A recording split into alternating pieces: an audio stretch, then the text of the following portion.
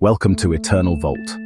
For as long as humanity has looked up at the night sky, one companion has been constant: the moon. Silent, steady, and ever-present.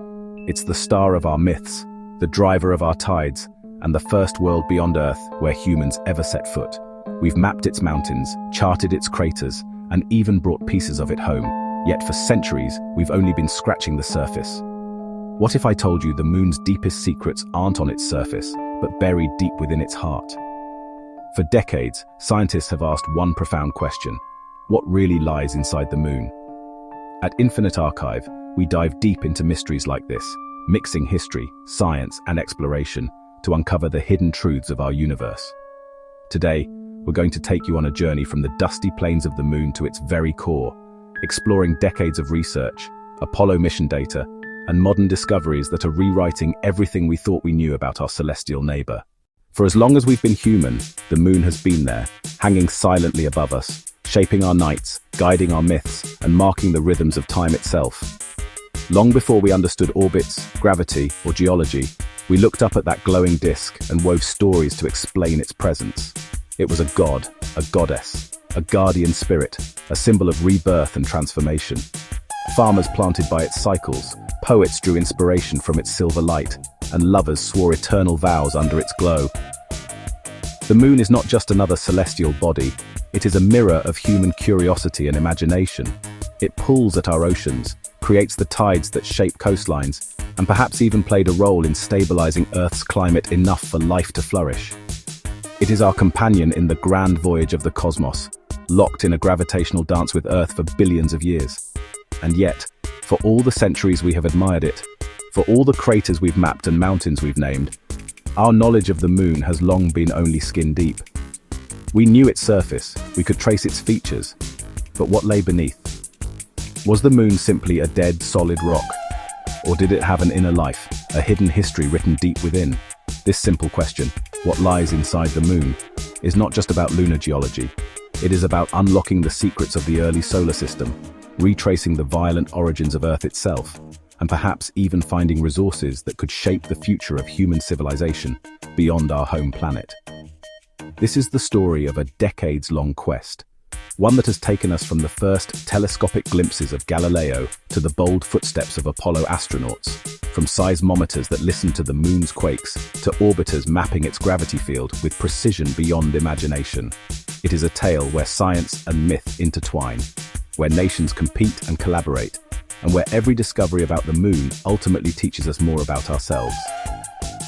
So let us begin our journey inward, not just across the craters and maria we can see with our eyes, but deep below, toward the very heart of our nearest neighbor. Long before rockets, long before modern science, the moon was already central to human thought. Ancient cultures, from Mesopotamia to India, from Greece to China, all created myths around it. In Hindu cosmology, Chandra, the moon god, represented time and emotion, his waxing and waning seen as metaphors for life and death. In Greek mythology, the moon was Selene, riding her silver chariot across the sky. The Chinese told stories of Chang'e, the goddess who lives on the moon. For the Aztecs, the moon was a symbol of darkness and conflict, forever in battle with the sun. These myths were not just stories, they were humanity's first attempts at explaining the celestial rhythm that governed tides, harvests, and calendars. In a sense, the moon's mysteries have always been tied to survival and meaning. But when Galileo turned his telescope to the moon in 1609, a new era began. The perfect, polished orb imagined by ancient philosophers was revealed to be flawed, rugged, and alive with mountains and valleys. This shattered the Aristotelian idea of heavenly perfection and brought the moon into the realm of worlds, real, physical places that could be studied, measured, and maybe even visited. For centuries, however, the assumption remained: the moon was a simple, dead rock. Unlike Earth, with its restless volcanoes and shifting continents, the moon seemed frozen in time, its face scarred only by impacts. Scientists described it as a fossil of the solar system, a museum piece from the dawn of planetary history. But questions began to emerge. Why were the vast dark plains, the maria, concentrated mostly on the near side, while the far side was far more rugged? Why did the moon's density seem so much lower than Earth's? Was it truly just a smaller Earth, or was its story something stranger?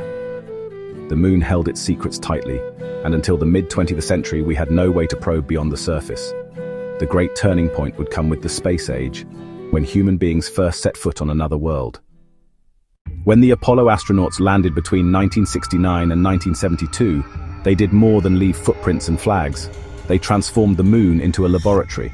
They collected rocks, over 380 kilograms of them. They drilled into the regolith, set up instruments, and crucially, they left behind seismometers. Those seismometers would change everything.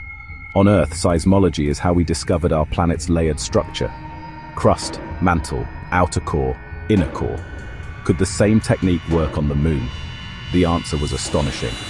When mission controllers deliberately crashed Apollo rocket stages into the moon, the seismometers picked up the echoes. Unlike Earth, where seismic waves are dampened by water and a fractured crust, the moon rang like a bell. Vibrations went on for hours.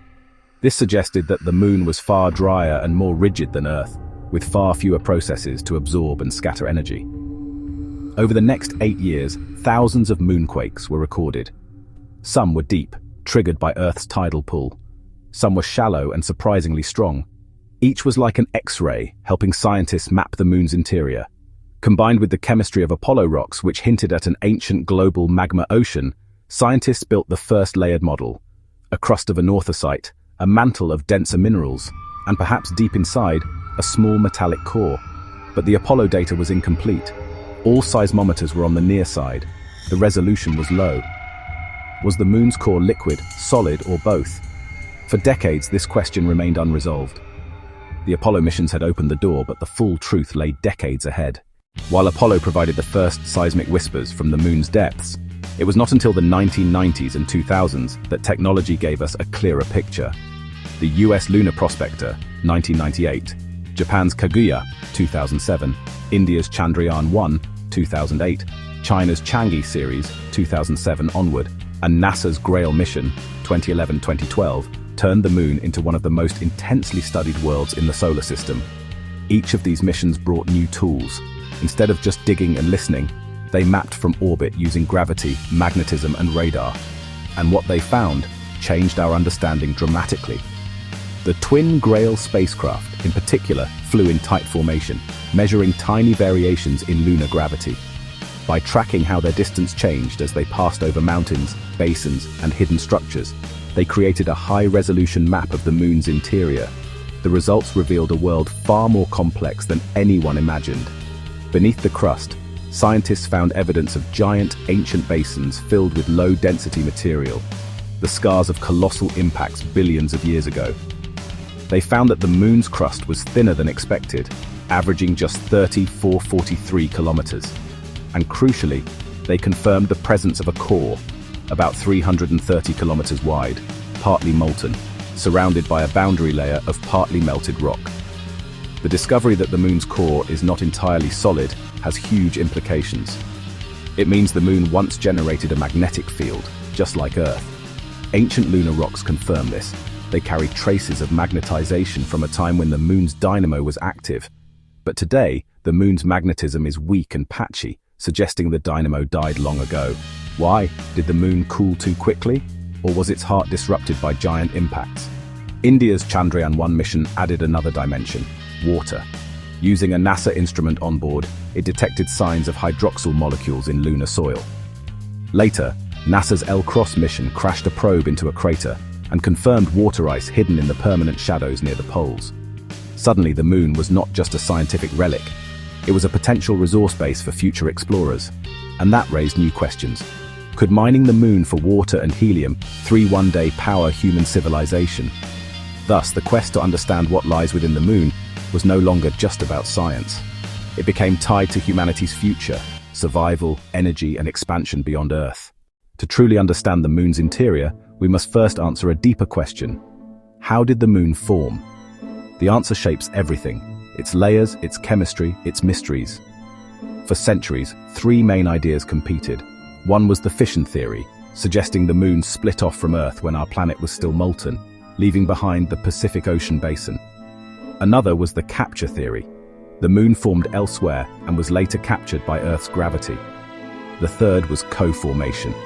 Earth and Moon formed side by side from the same primordial disk of gas and dust. But none of these perfectly explained the evidence. Then came the giant impact hypothesis. In the 1970s and 1980s, scientists proposed that a Mars-sized body, often called Theia, slammed into the early Earth about 4.5 billion years ago. The impact vaporized vast amounts of rock, which coalesced into a disk, and from that disk, the Moon formed. This theory explains many features. The Moon's low iron content compared to Earth. Much of the iron sank into Earth's core during the collision. The Moon's depleted volatile elements, water, carbon, and others lost in the heat of impact. The angular momentum of the Earth-Moon system. Yet problems remain. Apollo rocks show that Earth and Moon have nearly identical isotopic compositions of oxygen and other elements. If the Moon formed mostly from Theia, shouldn't it look chemically different? Some newer models suggest the impact was so violent that Theia and Earth mixed thoroughly before the Moon formed, making it a child of both. Other models go further. Some suggest multiple smaller impacts, not one giant one. Others argue the Moon condensed directly from a molten Earth atmosphere of silicate vapor, a synestia. These models are still debated, but all agree. The Moon's interior holds the final proof. Its composition, its core, and its hidden isotopes carry the fingerprints of its birth. This is why every seismic reading, every gravity map, every drill sample matters. They are not just measurements of rock. They are fragments of Earth's lost history, preserved inside the Moon. Science alone does not drive our quest into the Moon's depths. Politics, ambition, and rivalry play equally powerful roles. The Apollo missions were not simply about geology. They were about beating the Soviet Union to the Moon, proving the technological superiority of the United States. In that sense, the first probes into the Moon's interior were funded by geopolitics as much as curiosity. Today, we are entering a new lunar race. But this time, it is not just about flags and footprints. It is about resources, territory, and long-term survival in space. China's Chang'e program has landed rovers, returned samples, and plans to build a permanent lunar base in the 2030s. Russia has revived its lunar program, though with mixed success. The US has launched Artemis, aiming to return humans to the Moon and establish a sustainable presence by the late 2020s. The European Space Agency has floated the idea of a moon village, an international habitat on the lunar surface, and India, with its Chandrayaan and Gaganyaan programs, has emerged as a vital player. India's successful Chandrayaan-3 landing near the lunar South Pole in 2023 was not just a scientific milestone, it was a declaration that India is now among the elite nations capable of precision lunar exploration. By probing the Moon's polar regions, India is directly investigating the resources and hidden water that could enable colonization. The South Pole is especially important because permanently shadowed craters may contain vast reserves of ice, the raw material for drinking water, oxygen, and even rocket fuel. Whoever controls these reserves could control the gateway to the solar system. Thus, the quest to know what lies within the Moon is no longer a purely scientific mission. It is becoming a global struggle for influence, much like the struggles over oil or rare minerals on Earth. The Moon is our nearest neighbor, but it may also be the first battlefield of space geopolitics.